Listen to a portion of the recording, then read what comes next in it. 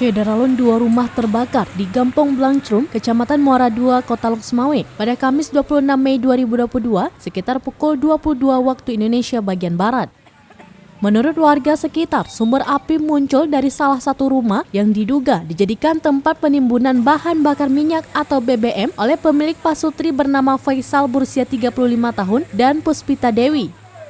Sementara satu rumah lainnya yang terimbas milik Mukhtar. Pihak BPBD Kota Loksmawe yang mendapati informasi kebakaran itu pun segera menurunkan 5 mobil pemadam kebakaran ke lokasi, 4 milik Pemko dan 1 dari PT PIM. Menurut informasi yang diperoleh serambinews.com dari Bakti Saputra, adik ipar Faisal mengatakan bahwa api berasal dari sakelar mesin pompa air otomatis yang tiba-tiba mengeluarkan percikan api.